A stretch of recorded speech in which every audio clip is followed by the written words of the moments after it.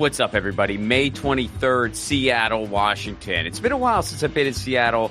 I am super stoked to come up there for a show. You can get tickets now at romplacone.com. Seattle, May 23rd. See you there. What's up, everybody? The wait is finally over and totally over. Left at Wall is available now, right now. You can get Left at Wall on Apple TV, Google Play, YouTube Movies. You can get it on demand. You can buy it on DVD. The wait is totally over. Just type in Left at Wall on your search bar on your smart TV, and you can find a bunch of ways to get it. You can watch it now. Again, that's Left at Wall, wherever you get your movies.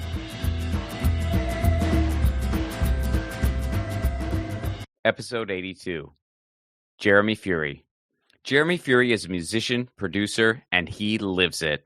He's based in Brooklyn via Detroit area, Toledo to be exact.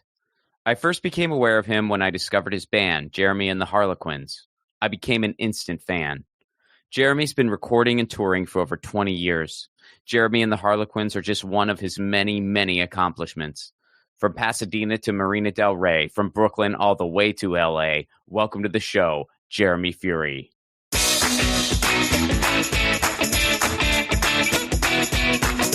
Jeremy Fury, good to meet you. Hey, thanks for having me so much. It's good to be here. Absolutely. So I've been a listener of yours for a while, of the band, and you guys are one of those bands where I kind of want to start at the beginning, because you're one of those bands where not only do you find yourself enjoying the music, but you also are kind of like, I want to know the story with these guys. You know what I mean? Like I mean that in a good way. So let's start basic. I like that. I mean, I always I feel like nowadays you're kind of privy to a lot about, everything, and everyone's backstory. So I always thought it was cool when bands had like a mystique, and I think that's harder to come by. So you saying that, I think it's a testament to mystique, and I think that's something that's missing nowadays with everything being so available. Well, so where'd you grow up? Are you a Brooklyn guy forever, or what's the origin story there? No, actually, I grew up in Ohio, in Toledo, Ohio, which is about 45 minutes south of Detroit, maybe like 2 hours west of Cleveland. And I've been playing in bands since I was a teenager. It was one of the things you can do. It's like I grew up in the suburbs. We were 15 minutes from the city, 15 minutes from the country, and kind of like right in between. I think the first shows I started playing was when I was like 15 or 16. We were like one of the first bands to like play the local clubs. And that was at a time when like, I feel like a lot of kids do that now, but at that time it was like, we were the only ones. So we were like, in high school, and my brother, who plays drums in Jeremy and the Harlequins, or did for most of the time, he was like 13, and we were playing in clubs and 21 and up clubs. And I don't know, I feel like it's more common now, but at the time it was something different. Well, then how'd you wind up in New York? So I was in a band called We Are the Fury. I was the singer of that band. We were kind of like really heavily influenced into like 70s glam rock, but also at the time when I think like the whole emo thing was really big. So it was like I feel like some people thought of us as like this emo band, and some people thought of this as like a 70s rock glam band. So we were really into like Bowie and T-Rex and the New York Dolls, coming out of a time where there was like bands like My Chemical Romance and Fall Out Boy. So I kind of think it got mixed together. And so we were signed when and toured for like 4 or 5 years out of Ohio. But everyone we worked with was in New York or LA. So we were managed by Doc McGee at the time, who managed like Kiss and Ted Nugent and Motley Crue and stuff like that. And then we were, our label was LA and New York based. It was kind of a Warner conglomeration thing. And so that band, it's just like, it's just tough being a band, and it kind of started to fall apart. And I knew to start something new, I was going to either probably go to New York or LA. And I tried LA first. and I didn't gel with it. Like I love visiting there. I like actually working on records there, but I think living there, it just didn't work for me. And so after like just over 2 years, I moved to New York, and I've been in New York since. So is that where you got the inspiration for California rock? Because you literally what you just said are Yeah. very close to lyrics you have too. Yeah, actually, that I was with a buddy of mine, and we were talking about LA and girls in LA, and I forget how it came up. He was like, I love the girls, and I was like, I like the weather, and I was like, but something about when they get together, and I was like, that's a song. So I wrote the lyric down, and then like 6 months later, I think I put it in a song. I called my friend. I was like, hey, remember that conversation that we had? That's a song now. That's awesome, man. Yeah, no, it's a fun tune. This is coming from a guy who lives in LA. So yeah, like I live in LA. Nothing against LA. Like I have friends who like kind of how I talk about LA, they talk about New York. Like I love visiting New York, but I could never live there. I think that's just how I am with LA. Like every time I go there, I have a great time. I love working there. I have a lot of friends there. But for some reason, just with me, it just didn't gel as a place. I felt like the lifestyle was working. You know, it's kind of funny you say that because like I have like a little bit of a recent personal anecdote. I was in New York a couple weeks ago with my wife, and it was actually, I realized this, it was literally the first time in my life I was ever in New York just for fun. Like just for fun.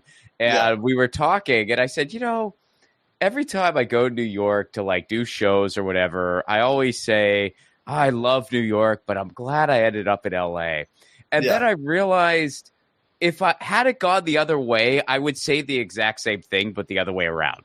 Like had I just wound up in New York, I would have been like, I love visiting LA, but I'm glad I wound up in New York. And it's like, you know, and also coming from where I'm at now, if I moved to LA, I think I would have done things differently. It's like coming out of a band where it was like literally for like 4 or 5 years, we were on tour for probably 8 months out of the year. Anytime we'd be in LA, it was a very different experience than living there. It was like constantly getting taken around, doing press things and shows. And that's not really how life is. And so like, I think when I got there, I expected the LA of that and not just like living life. And it was also an adjustment for me. I think I've had this with like a lot of my friends' bands too, who got signed when they were a lot younger. You really don't know how to live life outside of a band and in venues when you go from like basically being a teenager or a college student and then right into on tour for years of your life. You don't know how to do simple things. Like a buddy of mine, I remember he was like, how do I get groceries? And I was like, you don't know how to get groceries? Yeah, but I mean, you don't have to do those things. So you like, it takes, it sounds really stupid, but you never had to do them before.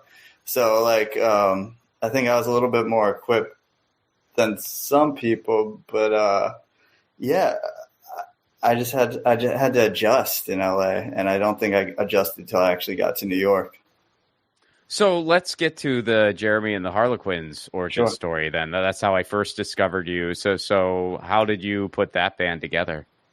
So I'd actually moved to New York, and while I was in LA, actually, me and our guitar player, Craig Bonich, we did a record in LA, and it was basically the two of us funded it. Right after the record, we started meeting with labels and management people at the time, which is kind of that's not even how it's done anymore. But no one in the band wanted to be a band. They're kind of like hired gun type of guys, or that's what they ended up becoming. So I was like, what do I do? That's kind of what spurred me to move to New York. Then with that record, we put together a band in New York, tried that for about a year, wasn't really feeling it. I also think at the time it was like, I was kind of changing musically. Like I felt like in the 2000s and like maybe early 2010s, it was kind of like you had this whole wave of rock getting really big, starting with stuff like the Strokes and the White Stripes. And then it kind of got past that.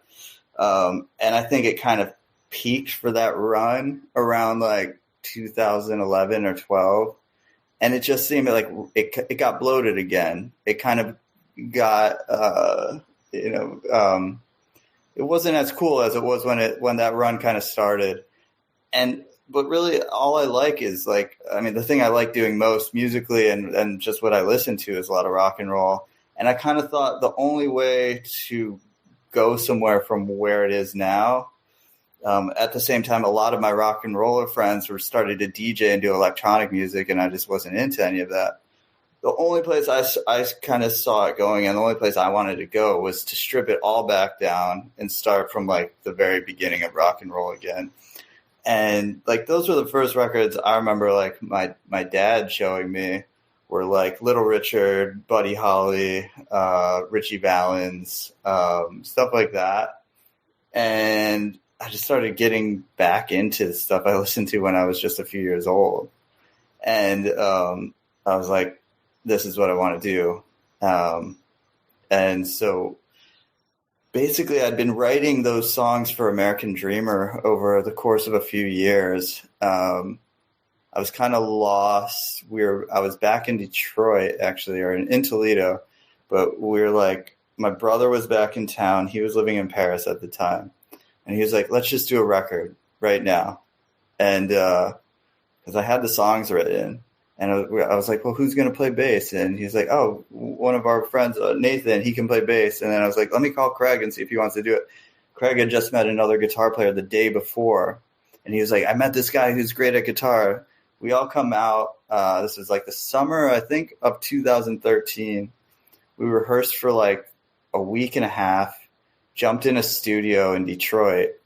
And, every record I had made prior to this was like a month of kind of pre-production, really thought out. This was like a week of just rehearsing at my parents' house. And then we spent 36 hours in the studio making the whole record, which is like all the vocals were done in about 5 hours. Usually vocals for me would like to spend like one day per song or maybe 2 songs in a day. So everything was done really fast. And I think it kind of gave the same type of urgency and also kind of a similar sound to like those records that I was influenced by were all made, maybe not the first take, but they were all playing together in a room, recorded onto tape. There was even like more kind of nuance where like literally how close they'd have like a few mics in the room, and the proximity to the microphone was like basically what you were going to get in the final mix. So it's like if there were some vocalists standing further back, then that's why the vocals sound, like background vocals and the guitars like that. So we didn't quite go that far, but it definitely had that sense of urgency, which is kind of what I wanted to capture, is like that rawness.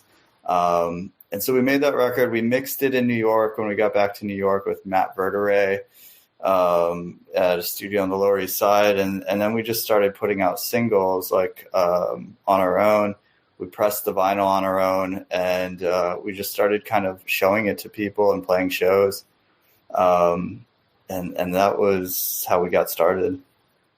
I mean, there's something to be said for making records that way. And I find that out about a lot, especially when it's like garage rock and roll stuff. You find out, oh, yeah, we recorded it all in the same room. We did maybe 3 takes. I laid down a few leads and the vocals, and that was it. We were done in a week. And you're like, wow. I mean, I think there's something to be said capturing that rawness, like you put it. Yeah. And I think, I've now at this point have done that and the exact opposite of that. And I think it just depends on what you're going for. But I definitely think like when you do it, I always like doing things that I was told by a producer we worked with like years ago that music is like you're contributing to a conversation that's like ongoing. And I used to not really understand what that meant. And I kind of think of it now. It's like, it doesn't mean you have to regurgitate what's already going on in the conversation. Sometimes what that conversation is like, this artist says this. Well, now I'm going to say, well, what about this totally different thing? And that's the kind of place I get most excited about. If everyone's kind of zigging, I want to zag.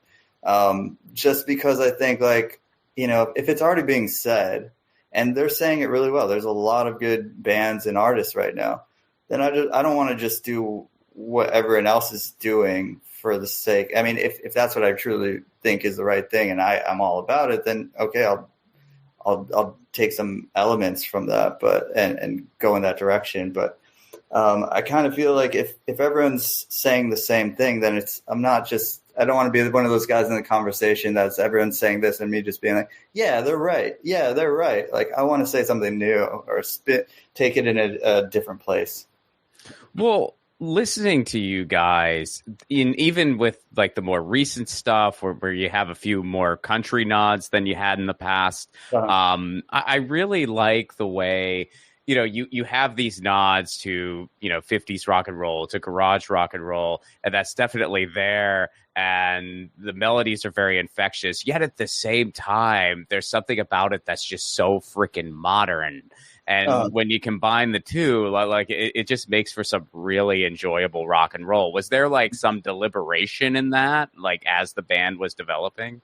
Sometimes, you know, I think some of the recordings like were more band written. I mean, I kind of write all the songs, but definitely who's playing guitar, who's recording it, who's playing the instruments will change the sound to make it sound more throwback or less throwback. Sometimes it's what I'm listening to. Like on American Dreamer, I just really wanted to strip it down and really wanted to go in a yesteryear direction, strictly influenced by 50s and 60s things. I think by sometime when we were doing the second album, Into the Night, I was like, I don't want to, I feel like I'm like, now I'm kind of having to fight with one hand tied behind my back if I want to stay in that world. And I feel like then I'm doing a disservice to the listener and to the song by just kind of pulling influences from one place. In a sense, that has already been done. So I don't want to just regurgitate what I like in records from the 50s and 60s, because I do like a lot of other things. I kind of felt it needed to grow. And so I think sometimes it is deliberate, but sometimes it just kind of pops out. Sometimes it's like, oh, why? Like people are like, why did you just decide to go in a more modern direction? And it's like, I really didn't. But also, you know, it's almost 2025, and yeah, some of that will come out. So. So how did you find your way into Little Steven's world? A few ways. I mean, one, when we were touring with We Are the Fury, we toured with the New York Dolls. They were kind of in that Little Steven's world. Like, I think he actually, the first time I saw them play was on a Little Steven's tour. So I was like a big fan of Little Steven's Underground Garage. Yeah, me too. And then another thing is my cousin's an actor. He was working on a movie that Little Steven was a producer on, and David Chase from The Sopranos. He was in the movie. He was the lead in the movie. So actually, I mean, this is really cool. It was like I just moved into New York. I was sleeping on my cousin's couch. He's like, he had just learned how to play drums for the movie, and he's like, "Hey, you want to go jam at Little Steven's studio?" And I'm like, "Yeah." Like, and so, you know, it was just like pretty cool. And then when we finished the record, I was like, "Hey, you know, I want to show them this song." I think "Trip Into the Light" was the first song we brought them. I became friends with some people who worked over there. And I mean, really, it came down to Little Steven. Like, no matter who you know, like, and you can be a massive band, and if you show the song to Little Steven and he doesn't like it, then no matter how big you are, he's not going to play it. And so, I mean, you know, I was like, I think he'll like it. And he did. And that kind of lasted into like a few years of him playing some of our songs. Yeah, I mean, that's how I heard about you guys at first, and then I of course did a deeper dive online. But yeah, I heard you on Little Steven's Underground Garage, and yeah, I mean, he has built such a beautiful universe. I think. I mean, I've discovered so much great music through that, and there's some really good DJs that, it's sort of. I feel like in many ways it's sort of the last bastion of what radio was, if that makes sense. One of the last bastions, at least. And even for people that are our age, it's like something we had to seek out growing up because it was already dying. Yeah. But you could still seek it out relatively easily. And now it's like, this is what's left. And he's such like kind of a historian about it. Like coming from the place where rock and like well versed in how rock and roll broke on the radio, and kind of I feel like he kind of like goes back to those days, even how that model operated at that time. And I mean, it's different now. I mean, like, because now you have playlists and everything's at everyone's fingertips. Like if you want to find out, like, this, I remember when I was a kid, like you'd have to look in zines, or there would be these mixtapes, or you just have to go to the record store. And like, I remember literally talking to the older cool guys at the record store and be like, hey, I like this record. Can you point me in the direction? Like you really had to know someone or get involved in a scene. Like now it's like, you can just search and you can discover like the craziest, subgenres of subgenres, local bands who one time opened up for this one artist at this one time, and they were the big local band of this year in this city. But like, I think the Underground Garage was one of the first places. I mean, I definitely on satellite radio, where it was like this nationwide kind of thing of like, where like underground garage rock and roll was kind of curated and accessible more so than at the time, like just terrestrial radio was. And it definitely, I mean, I thought it was really cool at the time. I remember first hearing it like probably in mid 2000s and really gravitating to that channel. So I want to talk about a couple of your songs that are among my favorites. And sure. I also want to talk about the music videos, actually. So one of my favorite songs of yours is Starlight. I mean, that's just a freaking banger, dude. And I love the way you sing it. Like it's just a really cool tune.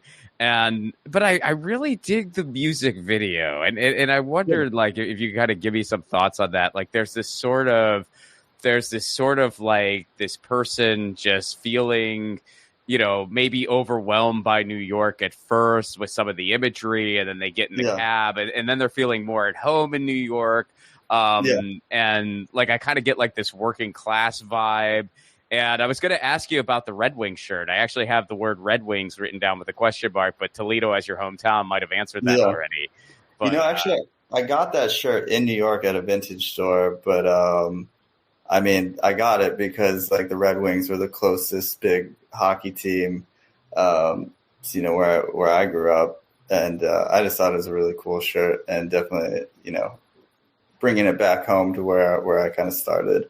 That was definitely part of it. As far as the video, I mean, I feel like it's in the song. The song kind of, I don't know. I think I was listening to a lot of Springsteen at the time. And I think he kind of that's another artist that like I liked when I was a really little kid, and I didn't get back into till like just a few years ago. And something about it makes you feel like you can kind of like burst out and run away and do something magical and do something that you've never done before.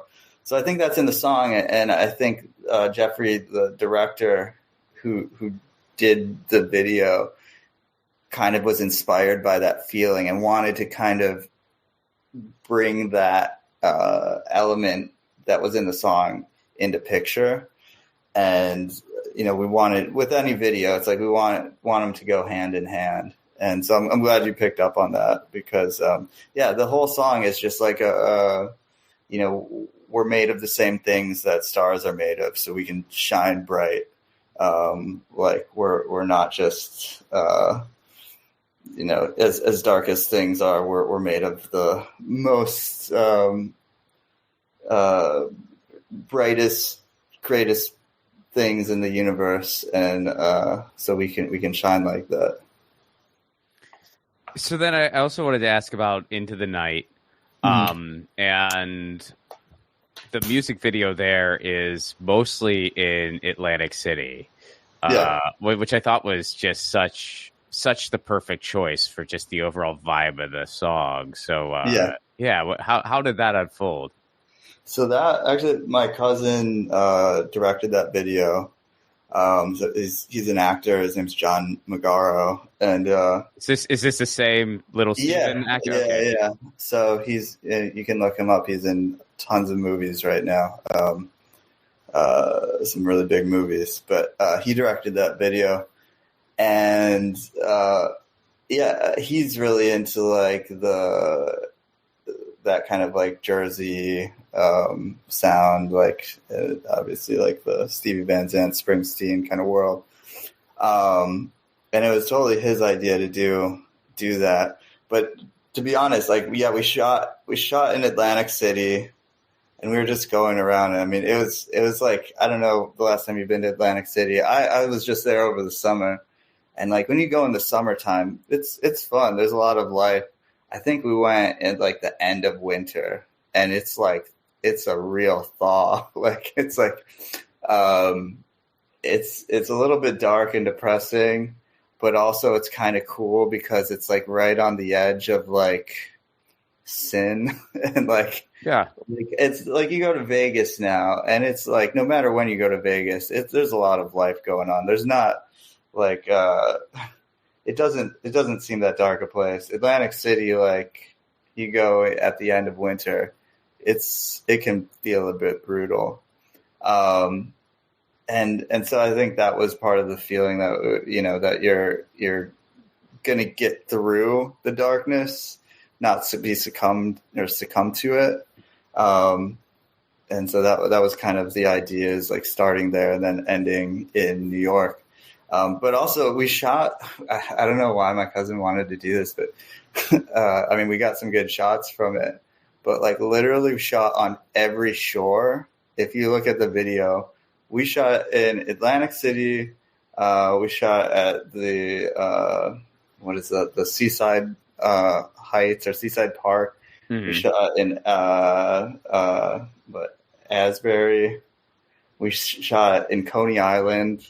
And we shot basically the same things. Like, I mean, it was just, I think he just wanted to have enough footage to like make sure we got the best of the best that was going on the shoreline. But it was a funny day because we just kept hitting. Or I think we started at one night and we finished the next day, and we were just like hopping around the shoreline. So it ended up being a very long shoot. No, for me, I mean, it is just a really beautiful video to watch because, and on a personal note, I mean, I grew up in Pittsburgh, PA, so I'm like a Midwestern guy too. And we would go to the Jersey Shore a lot for family vacation. And we would go to Wildwood typically. And sometimes we would spend a couple days in Atlantic City because my dad likes the casinos. And the last time I was there was actually for a family wedding. And it was late October.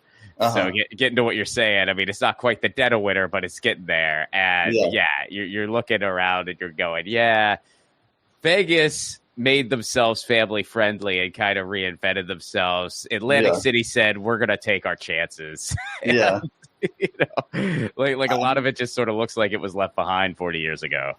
I mean, I kind of like that, like that right on the edge of the volcano, like on the edge of like danger. Like you don't like it's not like, total slums, but like something could happen. Like you don't know, like that edge. I think that's a cool place to be. Maybe also musically, like where it's like just, I like pop music, but if it's too pop, then it's too pretty. It's too nice. And I like garage stuff, but I don't want it to be like totally like, I also like a pop sensibility of like melody. And like, I think there's something like right on that line is like, Atlantic City could go either way, and it went one way. Vegas went the other, or something. No, I like the grittiness. I mean, yeah, Yeah. it's I guess so. It's been years since I've been to some of the other places, like over a decade. But apparently, Asbury's real hip now again. Yeah. Like Asbury's getting a facelift, which I think is really cool. I mean, I love those places. I haven't been a ton of time, but Asbury's amazing now. I mean, it's like it totally flipped. I mean, it's super nice. Like tons of cool restaurants, bars, shops, and it still has that kind of like, you can definitely sense it didn't lose their identity. They almost like leaned more into it, to the homage of American culture and kind of that style. So it's like, I was there over the summer, and they have this like amazing pinball arcade. And like, I've never seen anything like it. They have like, I don't know, 100 different pinball machines, like all from like the 40s through now. Like, I don't know, it's like like these antique markets and yeah, it's a cool place. It just resonates with me. So I don't know if anyone else thinks it's cool, but I do. no, I've always thought it was cool. It's just, yeah, I mean, the last time I was there was, I want to say like 2010, 2011. Yeah. And it was really cool because it was my first time really just spending time in Asbury. And, you know, I mean, I grew up with Springsteen and stuff, so that was a big deal to me. And to go over to Red Bank and stuff like that. Yeah. But yeah, and then I've been hearing in recent years, like, oh yeah, Asbury's like really on the up now, and it's just super hipster, and everyone's moving there and stuff. And yeah, I mean, it's pretty cool to see. Well, before we get off the video, then, so there's a couple moments when you're in the car where you're doing the actual Sopranos drive. Was that your cousin's idea? Yeah, I don't even think I realized it till after the video was done. To be totally honest, I was my girlfriend and I, we rewatched Sopranos this past summer, and I was like, this looks like the video that. And then I was like. Like, it didn't even dawn on me back then, and I was like, I think that's what he was trying to do. I don't even know if I didn't know that, but I mean, it's subtle. It's not like super, but it's definitely there. Right. Yeah. I think that's what he was going for. That's awesome. Yeah. So, like, kind of getting to just the mechanics of being in a band in 2024. I mean, what are some of the elements that you would say are just some of the difficulties that go along with being in a band? Like, why some bands don't, make it through and break up and stuff like that? I think it's the way you look at a band. I remember with my old band, We Are the Fury, it was like, and it was the nature of how we started. It was, we all met in high school, and it was like, we were going to do this together. Once that kind of disbanded and you realize like it might not be forever, the 5, 4, however many of you there are, you start questioning that way of thinking about a band. And I think you also think, oh, I still want to do it. How do I do this?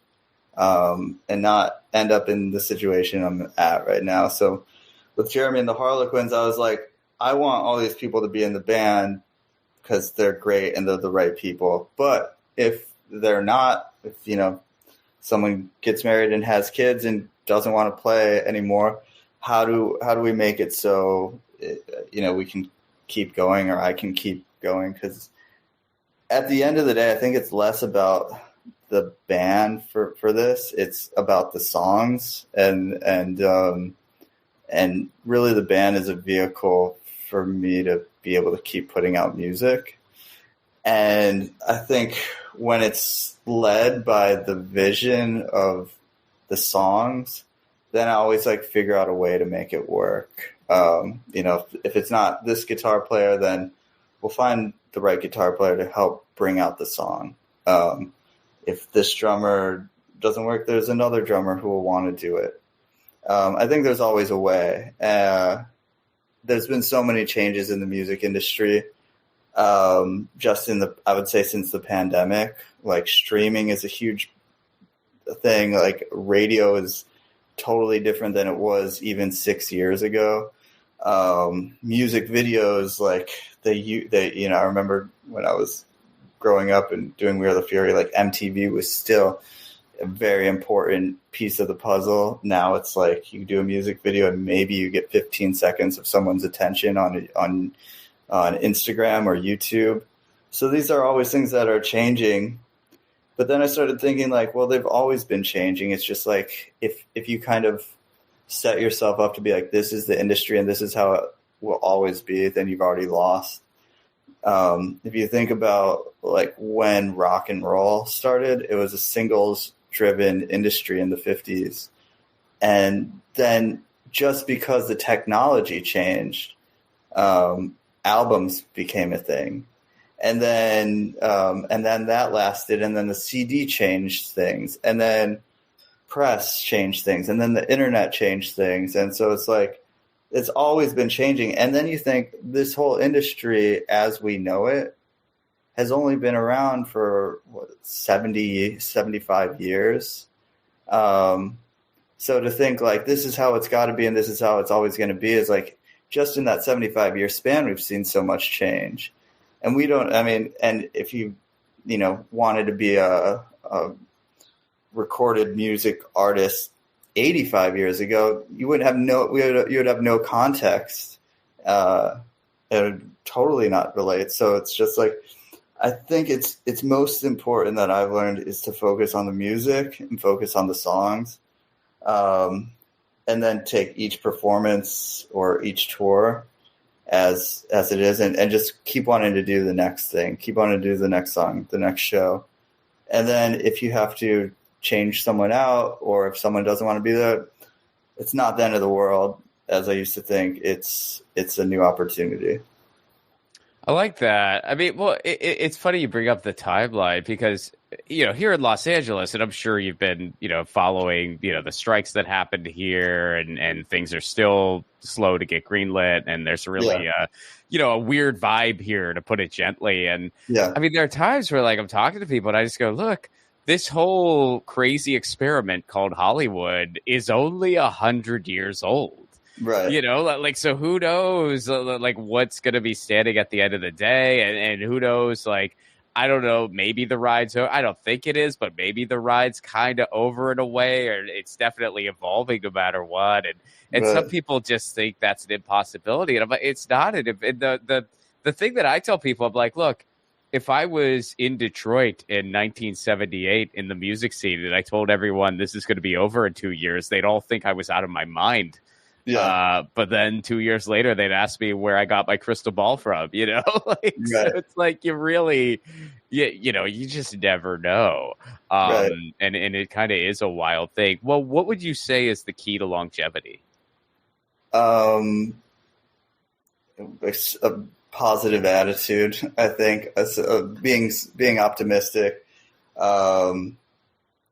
Really, like I was saying before, focusing on the next song, focusing on recording that, or the show. Like, I mean, every artist is different. I know some are, I kind of like the relationship between songwriting, recording, and then performing.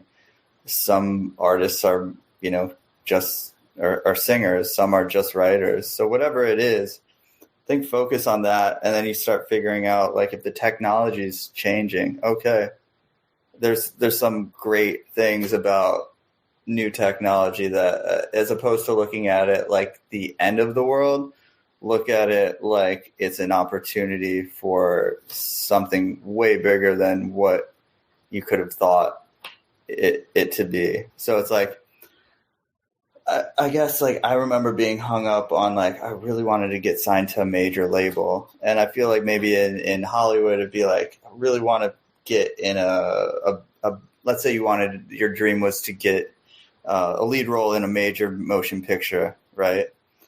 And then a few years ago, it's like, with all the streaming channels like Netflix and Amazon Prime, it was like, yeah, a major motion picture might not even make it to the theaters nowadays. But if you're in a huge Netflix series, it could be way bigger and way greater than and be able to tell a much more elaborate story than the film would.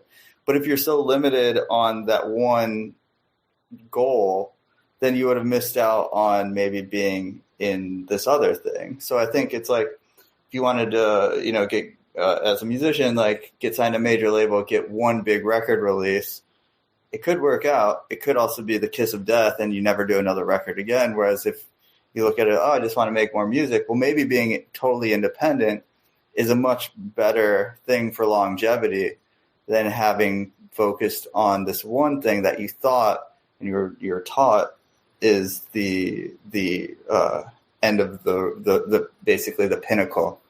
So I think it's like, it's not to say not to want to put out a album and win a Grammy, or in Hollywood win an Oscar or something like that. It's to say, it's like when you focus on the art or the project, then like the other things I think fall into place and you figure that out, because the technology is going to change. We've seen that so much faster and faster.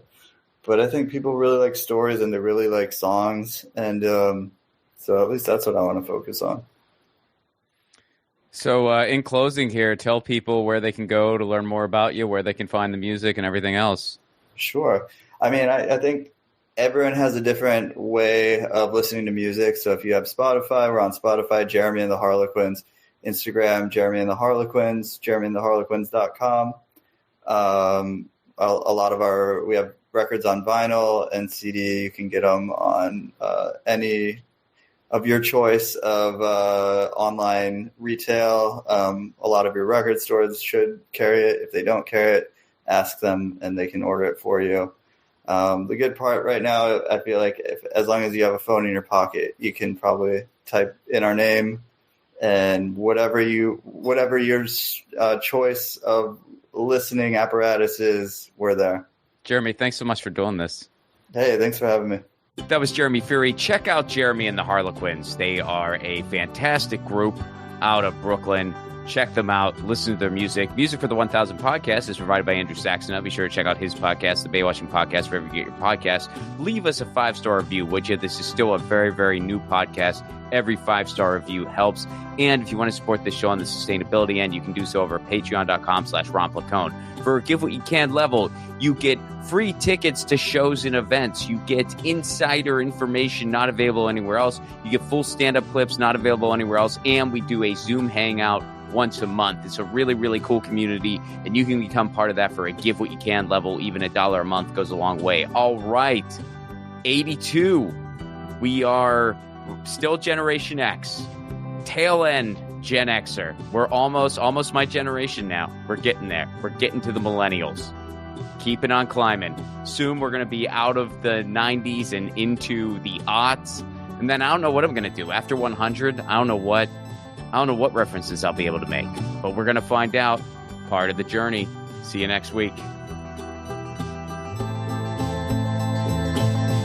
Hey guys, Ron Placone here. Take your own 1,000 challenge. No, you don't need to interview 1,000 people, although if you want to do that, go for it. Your 1,000 challenge can be whatever you want. Maybe you want to call a friend out of the blue once a week. Maybe you want to read a book every month. Maybe you want to start a different garden every season. I guess that might be dependent on where you live. Look, the point of the challenge is taking on an endeavor that enriches your life in some way, and it can be measured. And then, of course, you do it regularly. That's what 1,000 is doing for me, and hopefully for you too.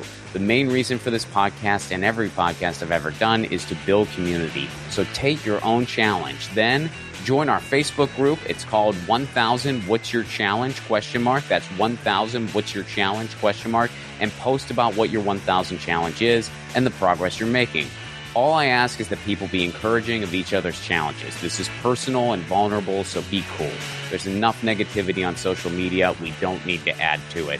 For those of you who aren't on Facebook, hopefully in the future we'll be expanding to places like Discord, Reddit, but for now, we're starting on Facebook. And again, that Facebook group is called 1,000 What's Your Challenge? See you there.